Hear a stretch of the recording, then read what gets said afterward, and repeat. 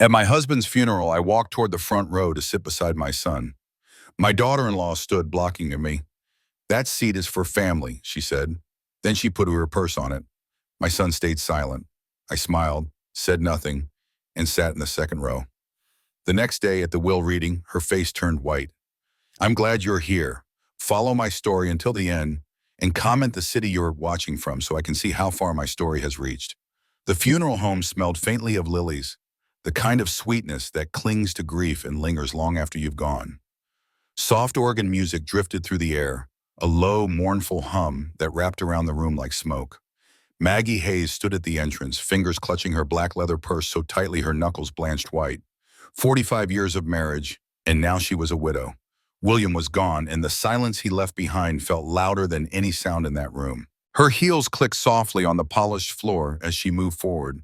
The black dress she wore was the one Bill had always loved, the one he said made her look elegant and strong. She wore it now as armor, though the weight in her chest made her feel anything but strong. Faces turned toward her. Neighbors, old friends, Bill's business associates. Some offered looks of pity, others genuine sorrow. But Maggie saw none of them. She was looking for only one person, her son, Drew. He was in the front row, shoulders slumped, his gaze locked on the mahogany casket that cradled his father. Next to him sat Sabrina, immaculate as always. Even in mourning, her blonde hair was perfectly styled, her slim frame dressed in black silk that whispered of money and taste. Sabrina's spine was straight as a ruler, her chin tilted ever so slightly, as if grief should never disturb good posture. Maggie's eyes softened when they fell on Drew. Her boy, no, her grown man, looked lost in a way that tugged at something deep inside her. She needed to sit beside him, to hold his hand the way she had when he was a little boy terrified of thunderstorms. They would grieve together, shoulder to shoulder, as family should. She started toward the empty seat next to him. She had taken 3 steps when Sabrina rose. The movement was deliberate, like a curtain going up before the first act. Her blue eyes fixed on Maggie with a coolness that could frost glass. "That seat's reserved," she said, her voice soft yet pitched perfectly to carry to the nearby mourners. A few heads turned. Maggie blinked. "Reserved? For who?" "I'm his mother." Sabrina's lips curled in what might have passed for a smile if it hadn't been so sharp. "For family," she replied sweetly. Maggie felt her stomach tighten. "I am family, Sabrina. I was his wife." "You were his wife," Sabrina corrected gently, like a teacher marking an error in a child's homework. "This seat is for the new head of the household." And with that, she lowered herself back into her chair, setting her designer purse on the empty space Maggie had been moving toward. The words hit like a slap. For a second, Maggie couldn't breathe. Around her, she felt the shift in the air, the quiet hum of whispers, the weight of eyes pretending not to stare. Drew didn't move, didn't even look up. Whether he hadn't heard or simply chose not to intervene, Maggie didn't know. All she knew was the heat flooding her cheeks, the ache swelling behind her ribs. "Don't give her the satisfaction." Bill's voice whispered in her memory, "Never let them see you break." She straightened her spine. "Of course," she murmured, her voice calm, almost pleasant. And then she turned and walked to the second row, each step measured, each breath forced to remain steady.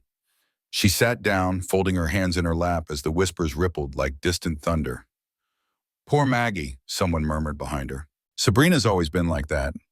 The words slid over her like cold water, but she didn't turn. She fixed her gaze on the casket at the front, the casket that held the man who had been her anchor, her confidant, her everything. Bill's laugh echoed in her mind, the crinkle at the corners of his eyes when he smiled, the way he used to leave wildflowers on the kitchen counter every Sunday morning.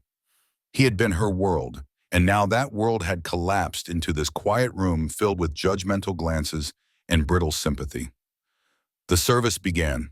The pastor spoke, his voice a low drone that barely penetrated the haze of Maggie's thoughts. She sat perfectly still, her back straight, her face serene. Inside, though, a storm churned, a tempest of grief and humiliation, of memories so vivid they burned. She thought of how Bill had always told her, "You're stronger than they know, Maggie. Don't ever let them make you small."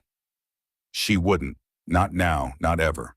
When the final hymn faded and the mourners began to rise, Maggie remained seated for a moment longer. Her eyes lingered on the polished wood of the casket, tracing the brass handles Bill had once said were fancier than a car bumper.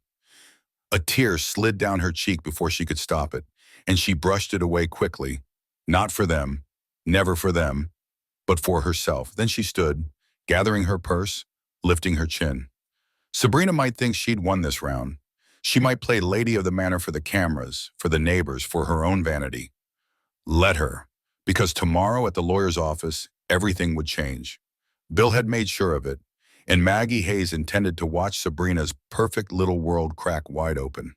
The house smelled faintly of roses when Maggie walked through the door, but the warmth that had once wrapped around her like a favorite shawl was gone.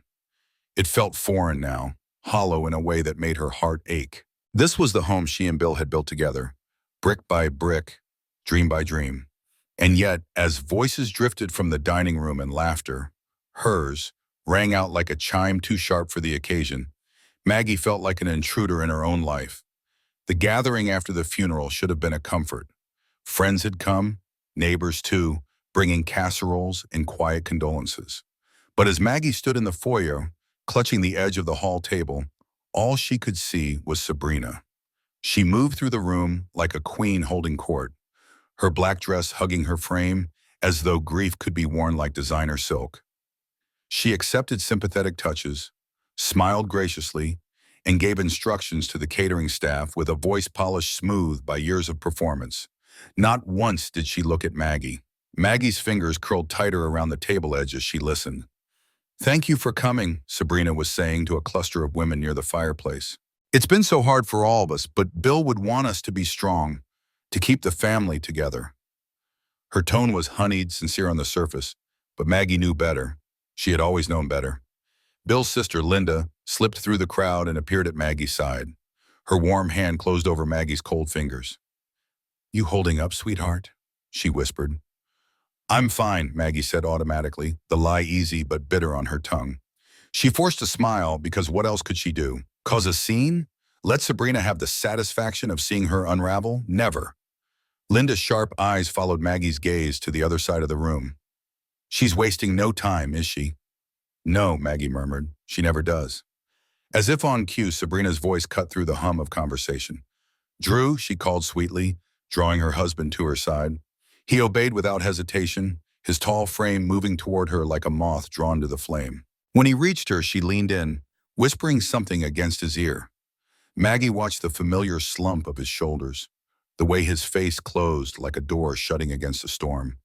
She'd seen that look before, too many times. When Drew finally came to her, it was brief, a quick hug that barely brushed her arms.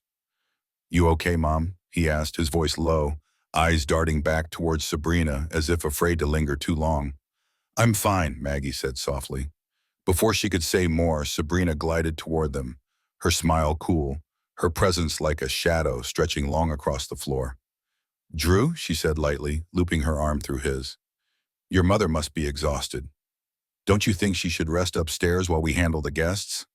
Maggie looked at her daughter-in-law and saw nothing but calculation behind those ice-blue eyes. She drew herself up, her voice calm but firm. "I'm not tired. This is my home. These are my friends." Something flickered in Sabrina's face, annoyance, quickly masked with a smile that didn't reach her eyes. "Of course," she said sweetly. "For now." The words slid like a blade beneath Maggie's ribs. "For now." Sabrina pulled Drew back into the crowd, leaving Maggie standing in the entryway like a ghost no one noticed anymore. She stared after them, the chatter and clink of glasses echoing in her ears, and for the first time that day, grief gave way to something sharper. Anger. Cold, clear anger that cut through the fog of sorrow like sunlight through storm clouds. Because Maggie knew exactly what Sabrina wanted. She'd wanted it for years. The house, the status, control of everything Bill had built. And now, with him gone, she thought she could sweep Maggie aside like dust on polished floors. Let her think that. Let her enjoy her little reign for tonight. Upstairs, Maggie stood into the doorway of her bedroom later, the shadows long against the walls Bill had painted with his own hands. She could still smell his cologne clinging faintly to the closet, could almost hear his voice saying, This house will always be yours, Maggie. Always. She sat on the edge of the bed and closed her eyes, the memory of that promise steadying her heartbeat. Because Bill hadn't just been a man of words, he had been a man of plans. 6 months ago, he'd insisted on a trip to the lawyer's office, his hand warm over hers as he said, "Just making sure you'll be okay, Maggie, no matter what happens." At the time, she hadn't thought much of it, but now his foresight gleamed like a shield waiting to be raised. Tomorrow the will would be read. Tomorrow Sabrina would discover that Bill Hayes had seen through her long ago. And Maggie, she would be ready. The first light of morning spilled through the kitchen windows like liquid gold, illuminating the marble counters Bill had insisted on after 5 long years of saving. Maggie stood there barefoot, a steaming mug of coffee warming her hands as the silence pressed against her. It was a silence she'd never known in this house. Not until now. For decades, the air had carried the sound of Bill's deep laugh, the shuffle of his footsteps, the hum of his old country tunes playing from the radio. Now there was nothing but the distant tick of the grandfather clock and the ache of absence. She moved slowly through the rooms as if tracing the lines of a map drawn from memory. Every detail spoke of the life they had built together. The oak cabinets Bill had sanded and varnished until they gleamed, the porch he had constructed one hot summer, while she brought him glass after glass of lemonade. She paused at the doorway of what had once been a nursery, painted with blue sailboats decades ago. For a moment, she saw Drew as a little boy again, giggling as Bill lifted him high onto his shoulders. Her throat tightened. She pressed the rim of the coffee cup to her lips, drawing strength from its heat. A soft rustle behind her broke the stillness. She turned to find Sabrina standing in the doorway, already dressed in a sleek black pencil skirt and silk blouse, every strand of hair in place. Even her perfume lingered like a cold shadow in the morning air. "You're up early," Sabrina said, her tone smooth, almost sweet, but laced with something else. Judgment. "I've always been an early riser," Maggie replied evenly, setting the mug down. "Coffee? No, thank you." Sabrina glided into the kitchen, her heels clicking against the tile like small hammers.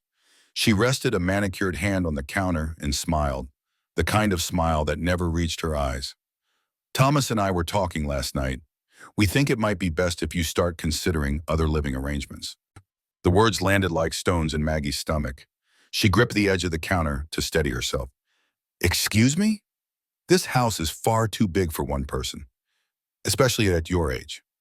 Sabrina's voice oozed sympathy, a syrupy sweetness masking steel. "There's a lovely assisted living community nearby. Thomas could visit often. You'd have company, activities, everything you need." For a long moment, Maggie said nothing. She studied Sabrina's flawless face, the glint in those blue eyes that had always reminded her of winter skies. Beautiful, yes, but cold enough to freeze rivers solid. And in that moment, the grief Maggie had been carrying curdled into something else, something fierce. "This is my home," she said quietly, her voice low but sharp as glass. "Bill and I built this life together. I'm not going anywhere." Sabrina's smile faltered, then tightened. Maggie, she corrected softly, meeting her gaze without flinching. Sabrina's fingers drummed once against the counter, a staccato beat of irritation before she recovered her composure. "Well," she said, her tone dripping with condescension, "perhaps things will be clearer after the will is read." There it was, the slip, the truth peeking out like a wolf's teeth behind the lamb's grin. This wasn't about concern. This was about control. Maggie held her silence, though every nerve in her body hummed with the urge to lash back. Instead, she lifted her coffee and sipped slowly, her hand steady now. Because what Sabrina didn't know, what she couldn't possibly guess, was that Bill had seen all of this coming. Months before his heart gave out, he had taken Maggie's hand in the car outside Peterson's law office and said, "Sometimes kindness needs to be protected."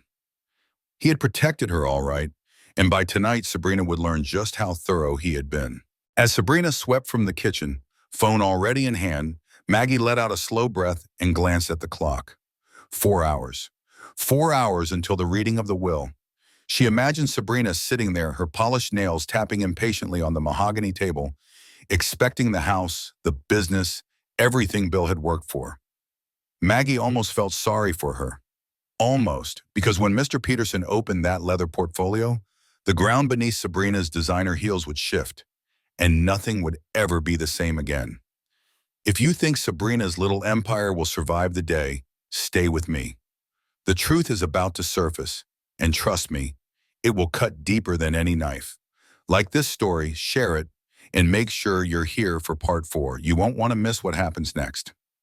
Mr. Peterson's office smelled faintly of leather and old paper, a scent that clung to the mahogany bookshelves and the thick curtains framing the tall windows. Time seemed to slow in that room, as if the decades of secrets kept within its walls had weight.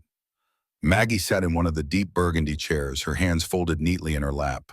The chair felt too big for her slight frame, but her back was straight, her chin lifted. Bill would have wanted that. She had dressed with care that morning, choosing the navy dress he'd always liked, the one he said made her look like she could take on the world and win. She wore it now like armor, though inside her heart beat a little faster with every tick of the clock. The door opened.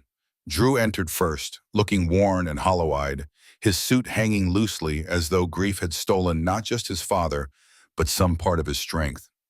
Behind him swept Sabrina, a dark storm of elegance in a tailored black suit that seemed more fitting for a boardroom than a lawyer's office. She clutched a slim notebook and a pen, her lips pressed into a line that tried for solemnity, but failed under the gleam of expectation in her eyes. Linda arrived last, warm and steady as always, her silver hair tucked neatly beneath a soft wool hat. She gave Maggie's hand a squeeze, the kind that said, "I'm here. Whatever comes, you're not alone." When Mr. Peterson entered, the low murmur of voices fell silent. He was older now, his hair silvered at the temples, but his presence carried the same quiet authority Maggie remembered from years ago when he'd helped them close on this very house. His leather portfolio rested under one arm, and as he settled behind the desk, the air in the room seemed to tighten like a wire drawn taut. "Thank you for coming," he began, sliding on a pair of reading glasses. His voice was calm, almost gentle, but every syllable carried weight. "We're here to review the last will and testament of William Hayes." At the sound of Bill's name, Maggie's throat constricted, but she kept her eyes fixed on the polished surface of the desk. Peterson cleared his throat. "Before I begin, I want to note that Mr. Hayes made changes to his will approximately 6 months ago. These changes were executed while he was of sound mind and body with full legal capacity." A faint gasp broke the silence. Maggie didn't need to look to know it came from Sabrina. Her manicured nails tapped once against her notebook before stilling, and in that small movement, Maggie felt a ripple of satisfaction she didn't bother to hide. "First," Peterson continued, "to Linda Parker, I leave my collection of first edition books in the sum of $50,000. Linda dabbed at her eyes, whispering a soft, "Oh, Bill," under her breath. "To my son, Andrew Hayes," Peterson went on, "I leave my vintage car collection, my woodworking tools, in the fishing cabin at Lake Tahoe. In addition, I leave to Andrew the sum of $200,000 to be held in trust and distributed in quarterly payments over 5 years." The pen in Sabrina's hand froze midair. She shot a quick glance at Drew, whose brows drew together in surprise. Maggie caught the flicker of tension in Sabrina's jaw before she smoothed it away with a brittle smile. "In trust?" she interrupted lightly, the edge beneath her tone slicing through the feigned politeness. "Why not a lump sum?" Peterson lifted his gaze, his expression unreadable.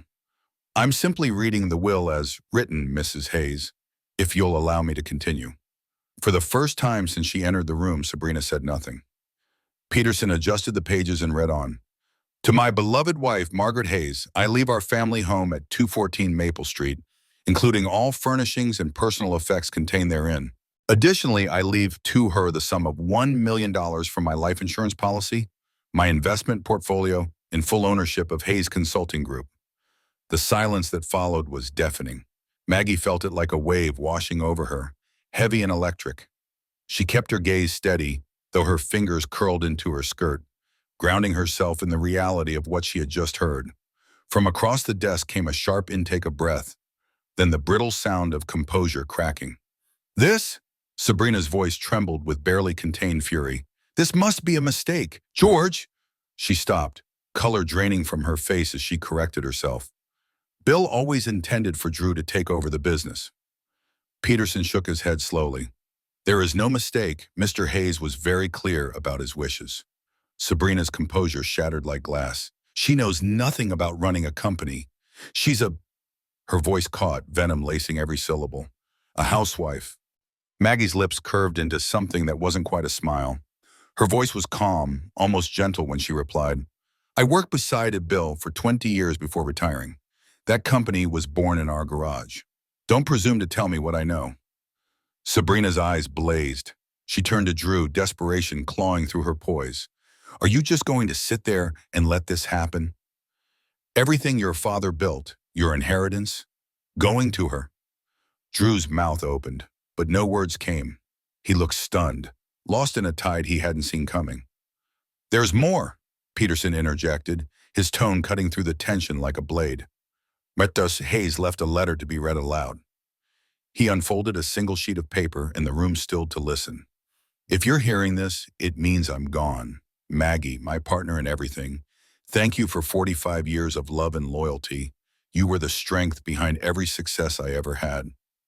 Drew, my son, I love you deeply. But I've watched with concern as you allowed others to influence your judgment and drive a wedge between you and your mother. I hope this will remind you what truly matters. And to Sabrina, I've seen how you treated Maggie.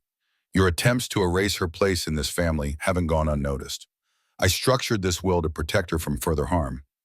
The house is hers. The business is hers. And Drew, your inheritance is safeguarded from outside influence. This is my final decision. When Peterson's voice fell silent, the weight of Bill's words lingered like a storm about to break. The house was silent when Maggie returned from the lawyer's office, but it was not the peaceful kind of silence she craved. This was heavy, watchful, the hush before a storm. Shadows stretched across the hardwood floors like dark fingers as she stepped inside, setting her purse on the entryway table. Something was wrong. She could feel it before she saw it. Drawers were open in the hallway cabinet. A vase that had sat on the console for years was missing. Maggie moved through the room slowly, her chest tight, until she reached the living room. Cushions had been pulled from the sofa. A stack of photo albums lay scattered on the floor, their covers splayed open as if someone had rifled through them in haste. Sabrina. The name hissed through Maggie's mind like a match striking flame. This was her tantrum, her way of clawing at control now that the ground had been ripped from beneath her feet. Maggie exhaled slowly, fighting the urge to tremble. She wouldn't give Sabrina that power, not even in her absence. She had just begun gathering the albums when the front door slammed. Heavy footsteps struck the floor. Rapid, purposeful. Mom! Drew's voice cracked through the air, sharp and raw. He appeared in the doorway, his face flushed, eyes dark with anger. Maggie straightened slowly, her hand still resting on the photographs. What is it, Drew? How could you do this? His voice rose, jagged and trembling. How could you take everything from me? From us? She stared at him, stunned. Do what exactly? Turn Dad against me, against Sabrina. Make him think we were trying to... What? Get rid of you? Take over the house? His words tumbled out like stones, each one sharper than the last. I didn't turn your father against anyone, Maggie said quietly. He made his own decisions. That's not what Sabrina says. His eyes burned with something Maggie hadn't seen in years. Blind loyalty. She says you've been feeding Dad lies for years, making him think she was... He broke off, his jaw tight, his breath ragged. Making him think what? Maggie's voice was calm, steady as steel. That she was trying to push you out. That she was after your house, your money. His laugh was bitter, humorless. God, Mom. She says you resented her from the beginning because she replaced you as the most important woman in my life. For a moment, the words hung there, heavy and poisonous. Then Maggie did something unexpected. She laughed, not out of amusement, but disbelief so deep it cracked like ice underfoot. Drew, she said softly, shaking her head, you're 43 years old. I haven't wanted to be the most important woman in your life since you were a teenager. All I ever wanted was respect, and to be part of my family without being treated like a ghost. His face hardened. Dad's will is unfair. I should have gotten the business. I've worked there for 5 years. As a vice president who strolls in late and leaves early, Maggie replied, her tone cool but not cruel, in a position your father created because you couldn't hold down a job anywhere else. Color flared in his cheeks. That's not true. You were fired from 3 jobs before your father hired you, she said quietly. You know that as well as I do. Drew flinched, his anger faltering. You sound all just like her, he muttered. Bitter. Jealous. The word stung, sharp as glass, but Maggie didn't let it show. Instead, she turned and walked to the study. The bottom drawer of Bill's desk creaked as she pulled it open and lifted out a thick folder. She returned to the kitchen and laid its contents on the table with deliberate care. Your father kept records, she said, her voice even. Not because I asked him to, because he was worried about what would happen to me after he was gone. She spread the evidence like cards in a winning hand. Photographs of Sabrina going through Maggie's personal files, printed emails where she bragged about her plans to get the old lady out, even a detailed log of family gatherings scheduled when Maggie was conveniently excluded. And then came the recordings. Maggie unlocked her phone and pressed play. I can't wait until Bill is gone. Sabrina's voice purred through the speaker, clear and unmistakable. Ellen won't know what hit her. We'll have her declared incompetent so fast her head will spin. The house, the money, everything will be ours. Drew went pale. This could be edited. There are dozens of recordings, Maggie said softly, and witnesses who helped your father document everything. He wasn't stupid, Drew. He loved you. He wanted to protect you, too. Another recording filled the room, Sabrina's voice laced with venom. Thomas is so easy to control. He believes whatever I tell him about his mother. It's almost sad how gullible he is. The words landed like blows. Drew's shoulders sagged, his face ashen. His lips moved, but no sound came out. Your father never wanted to show you these, Maggie continued gently. He hoped you'd see the truth on your own, but he made sure I'd have proof if you didn't. The front door creaked open. Light footsteps approached, then stopped abruptly in the kitchen doorway. Sabrina stood there, her expression freezing as her gaze swept the evidence on the table. What is all this? Her voice was light, falsely sweet, but her eyes were sharp, calculating. The truth, Maggie said simply. For the first time, fear flickered in Sabrina's eyes. And if you think this war is over, think again. What happens next will shatter everything you thought you knew. Stay with me for part 6, you won't want to miss it. Sabrina stepped fully into the room, her heels clicking against the hardwood like the slow beat of a war drum. Her eyes darted to the spread of photographs, the stack of printed emails, the glowing phone screen still replaying her voice like a ghost that refused to die. Tommy, she began, her tone soft, coaxing, the kind of voice that had once bent Drew to her will with ease. You can't honestly believe this. My name is Drew, he cut in sharply. His voice cracked like a whip in the silence, startling even himself. He rose from his chair so quickly it scraped hard against the floor. And I heard your voice. Sabrina blinked, her smile faltering for the first time. Then she laughed, a brittle, humorless sound. Please, recordings can be manipulated. You know how crafty she is. She's been twisting things for years, trying to drive us apart. Maggie said nothing. She simply folded her hands on the table and waited, her face calm, her spine straight. For months, maybe years, she had let this woman chip away at her place in the family, her dignity, her peace. That ended today. My mother, Drew said slowly, each word laced with something fierce and unfamiliar, has never lied to me, not once in my entire life. Sabrina's smile snapped like glass. Oh, please, she's playing the victim because it's the only card she has left. You think she didn't manipulate your father? You think it's just coincidence that everything ended up in her name? Maggie's voice was quiet, almost gentle. Bill made those choices because he loved me, because he trusted me, and because he knew exactly what you were. Oh, Sabrina's eyes narrowed to slits. You think you've won? That you can just shove me out like trash? I am this family. I gave up everything for your son. For what? Maggie's tone sharpened, cutting through Sabrina's protest like a blade. For control? For a house you didn't build? For a company you didn't sweat and bleed to create? Drew slammed his palm against the table, the sound ricocheting through the room. Enough! His voice shook with something raw. Anger, shame, grief all tangled into one. He turned to Sabrina, his face pale, his jaw tight. I've been blind. God, I've been so blind. But not anymore. Baby, she started, reaching for him. Don't. He jerked away from her touch like it burned. Don't call me that. Don't call me anything. Her eyes flashed, desperation cracking the polished veneer she wore like armor. So what? You're choosing her? Your pathetic mother over your wife? I'm choosing the truth. His voice was low now, steady. And I'm done pretending not to see it. For a heartbeat, silence roared in the room. Then Sabrina laughed again, a sharp, bitter sound. This isn't over, she hissed, her mask shattering completely. Her face twisted with something dark and feral. You'll regret this. Both of you. She spun on her heel and stormed out, the front door slamming so hard the windows rattled in their frames. The echo of it seemed to vibrate through Maggie's bones. But she stayed still, her hands folded, her breath slow and steady. Drew stood motionless for a long moment, staring at the door as if trying to process the woman who had just walked out of his life. Then he turned to Maggie, and the weight in his eyes nearly broke her. Mom.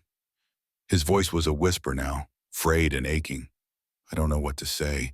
I've been so blind. I let her turn me against you. Maggie rose slowly, her movements quiet and measured, and reached across the table for his hand. You saw what you wanted to see, she said softly. We all do sometimes. His grip tightened, his knuckles white. How can you forgive me after everything I let happen? Because I'm your mother, she replied, her smile trembling, but real. And because your father would want us to fix what's left, not break it further. A sound escaped him, half sob, half laugh, and he pulled her into his arms.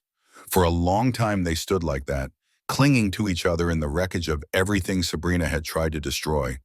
When they finally pulled apart, Drew scrubbed a hand over his face, his voice steadier now. She's not going quietly. You know that, right? Oh, I know. Maggie's eyes flicked toward the door, her expression calm, resolute. But neither am I. Outside, the wind picked up, rattling the bare branches against the windows like fingers tapping out a warning. Somewhere in the distance, a storm was building, not of rain, but of lawyers and accusations and battles yet to come. Maggie glanced around the room, the same room where she'd once hosted Christmas mornings and birthday dinners, and felt something she hadn't in a long time. Power. Not the loud, flashy kind Sabrina craved, but the quiet, unshakable strength of a woman who had been underestimated for far too long. Let Sabrina come. Let her throw every threat, every tantrum, every last ounce of venom she had left. Maggie was ready, because this was her house, her life, and for the first time in years, she wasn't afraid of anyone. The laughter was the first sound Maggie hadn't realized she'd been missing. It drifted from the living room, bright, unguarded, startling in its simplicity. For years, that house had echoed with tension, the weight of unspoken words pressing down like a storm cloud. But now, as she paused in the doorway, Maggie let the warmth of it seep into her bones. Drew sat cross-legged on the rug, his sleeves rolled up, a board game spread across the coffee table. Beside him, Chloe leaned forward, her long hair falling like a curtain as she studied her next move, while Ethan perched on the edge of the sofa, giggling uncontrollably at something his father had said. The sound was high and sweet, the kind of sound that made walls feel less like barriers and more like home. For a moment, Maggie just stood there, drinking it in, the sight of her son's easy smile, the sparkle in her grandchildren's eyes. It had been so long since she'd seen this version of Drew, the boy who once spent summer afternoons building forts in the backyard, the man Bill had believed he could become, even when life and Sabrina had chipped away at that light. Grandma! Ethan spotted her and bounded toward the doorway, his socked feet sliding on the hardwood. He threw his arms around her waist, and for the first time in years, Maggie felt something mend inside her chest. Hey, sweetheart. She hugged him close, breathing in the warm, familiar scent of laundry soap and crayons. You growing taller every time I see you. He grinned, tilting his head back. Dad says I'll be taller than him soon. Give it a few more years, Drew called, his voice carrying a smile that reached all the way to his eyes. Chloe wandered over, quieter but no less affectionate. Hi, Grandma, she said softly, leaning in for a quick hug. Hi, darling. Maggie brushed a strand of hair from her granddaughter's face, her throat tightening at the thought of how much she'd missed. Birthdays skipped, school plays never attended, all because someone had decided she didn't belong. Later, they gathered around the kitchen table for pizza, a greasy, glorious rebellion against the sterile dinner parties Sabrina had favored. They laughed until tears blurred Maggie's vision, the sound of it rolling through the house like music. For the first time in years, the walls didn't feel heavy. They felt alive. When the kids finally drifted upstairs, their laughter trailing behind them, Drew lingered in the kitchen. He leaned against the counter, his hands shoved into his pockets, his face a mix of exhaustion and something softer. They've missed you, he said quietly, more than I realized. Maggie turned from the sink, drying her hands on a towel. I've missed them too, more than I can say. His jaw tightened. She told them things about you, that you didn't want them around, that it was too much for you. Maggie's fingers stilled on the towel, their old ache stirring. And they believed her? They didn't know what to believe. Neither did I. His voice cracked, raw with guilt. God, Mom, I let her... Stop! Maggie crossed the room, laying a hand against his cheek like she had when he was a boy nursing scraped knees. You wanted to keep the peace. I understand that. His laugh was bitter. Peace? It was like living in a glass house, always waiting for the next crack. He drew a shaky breath, his eyes locking on hers. I think I always knew, deep down, what she was. I just didn't want to face it. We see what we want to see, Maggie said softly, especially in the people we love. He nodded, his throat working. She called again. Wants to meet with the lawyers. Maggie arched a brow. Let me guess, she's not coming in empty-handed. She's threatening to drag this out for years unless I give her a big payout. His hands clenched in his pockets. She says she deserves half of everything. Maggie felt a flicker of anger, sharp and cold. Even now, Sabrina was clawing for more. And what did you tell her? That Dad put everything in trust, that she can't touch it. A humorless smile ghosted his lips. She didn't take it well.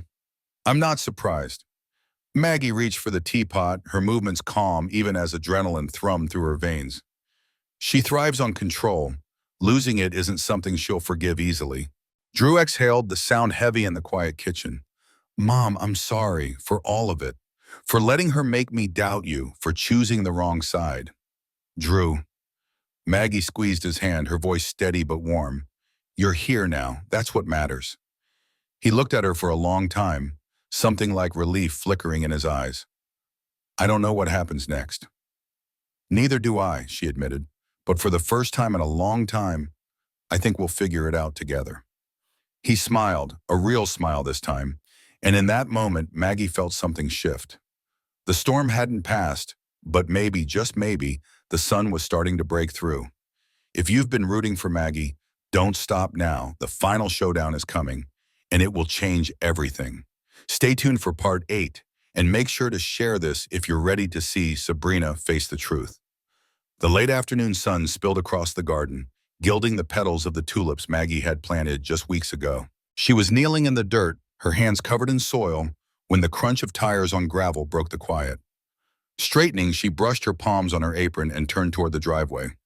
The car that rolled to a stop was sleek, dark, and familiar. The door opened and out stepped Sabrina. She was as polished as ever, her blonde hair swept into a flawless chignon, her tailored suit hugging her like a promise of power. Even her heels gleamed as they clicked against the walkway, sharp as gunfire in the stillness. Maggie stood, her heart thudding, but her face calm. She had expected this. Sabrina. Her voice carried no anger, no fear, just steady strength. This is unexpected. Sabrina stopped a few feet away, her eyes flicking over the freshly turned soil, the budding flowers. You look busy. The words dripped with disdain. Enjoying your little victory lap?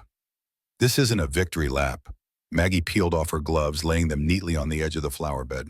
It's called living. A brittle laugh escaped Sabrina's lips. You really think this is over, don't you?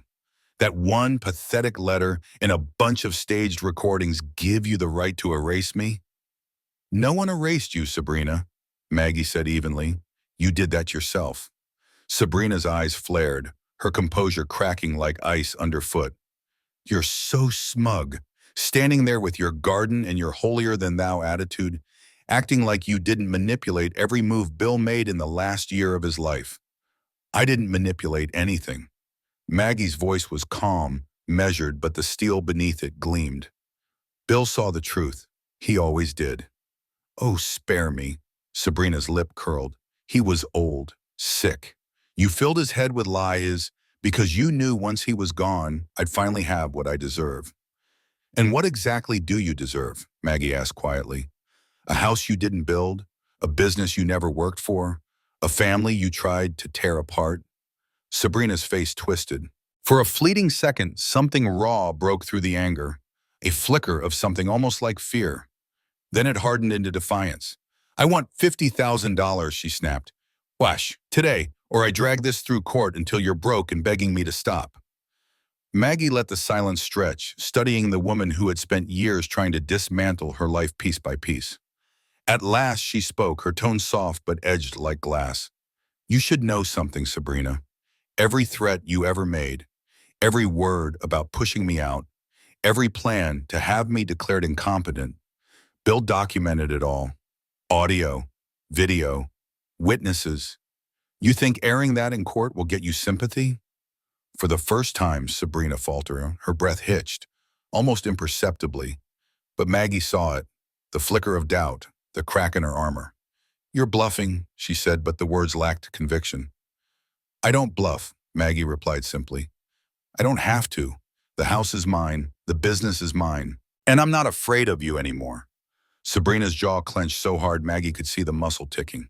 Her hands curled into fists at her sides. You'll regret this, she hissed. Both of you. Maybe, Bob, Maggie said softly, but not as much as you'll regret underestimating me. For a long, charged moment, they stared at each other. The woman who had schemed and clawed for control, and the woman she had tried to erase.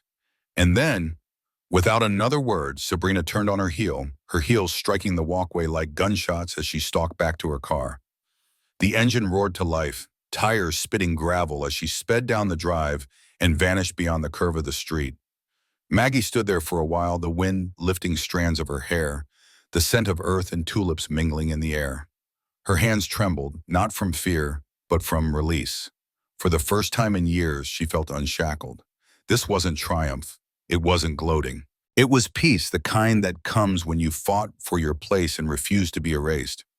She knelt again, fingers sinking into the cool soil, and pressed the last bulb into place. The earth closed over it, a small promise of life, pushing forward even after the harshest winter. Behind her, the house stood solid and still, its windows glinting in the sun like watchful eyes. Bill's house, her house, a sanctuary reclaimed not by force but by truth, and the quiet, relentless strength of a woman who refused to break. The fight wasn't over yet, not officially.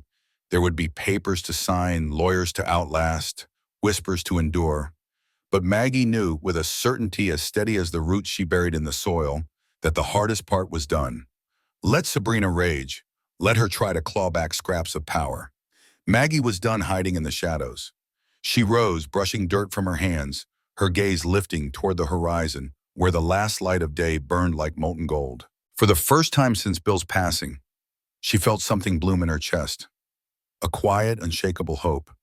If you thought this was the end, you're wrong. What comes next will close every door Sabrina tried to force open, and open new ones Maggie never expected. Stay tuned for part 9 and share this if you believe strength can rise from the darkest storms. Spring sunlight poured through the kitchen windows, soft and golden, casting long ribbons of warmth across the countertops Bill had polished with his own hands. Maggie stood in the heart of the house she had fought to protect, breathing in the quiet peace that had returned like a long-lost friend. It wasn't the same silence that haunted her after the funeral, cold, heavy, suffocating. This was different.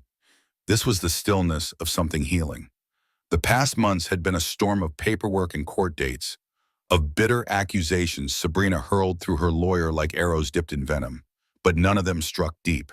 Bill's foresight had been ironclad, his evidence undeniable. The prenuptial agreement he insisted on years ago sealed the rest. Sabrina walked away with far less than she demanded.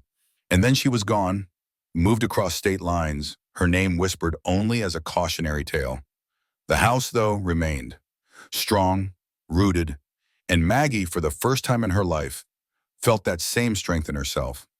She ran her fingers over the edge of the marble island, now freshly painted in soft sage green, the color she had always wanted but never chosen because Bill loved blue. For decades, every choice had been a compromise.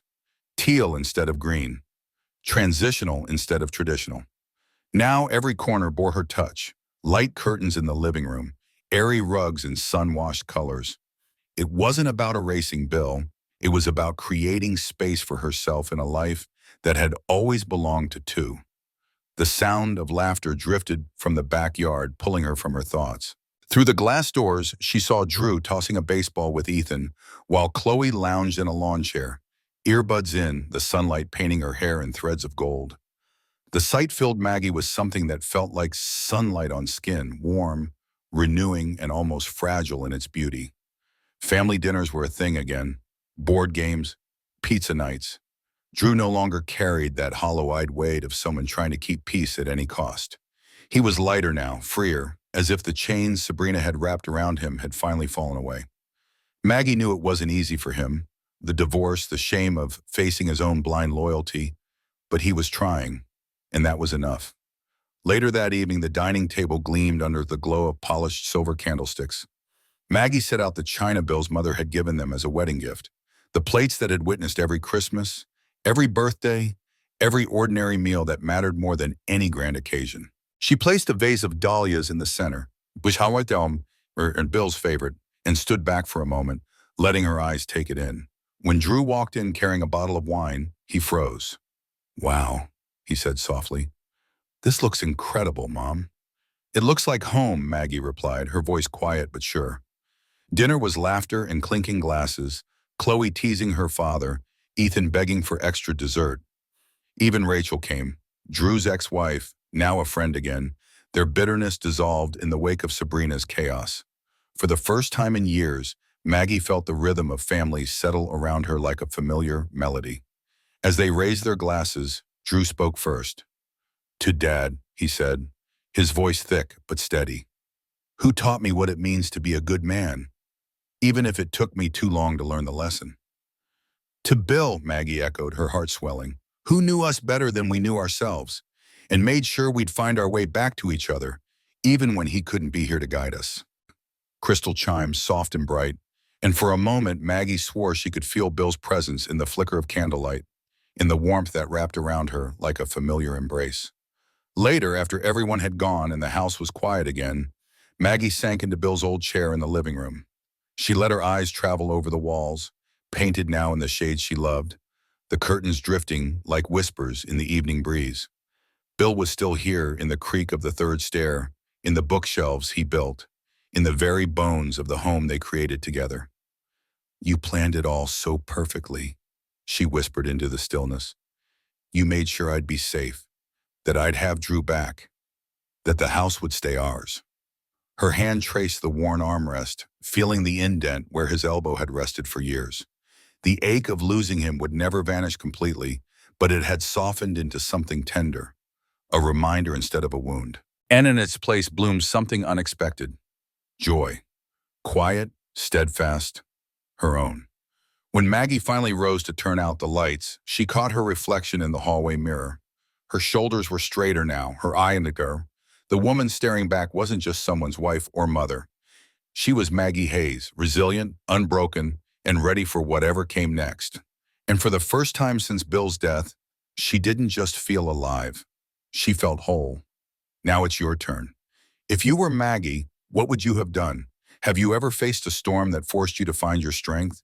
Share your thoughts in the comments. I'd love to hear your stories.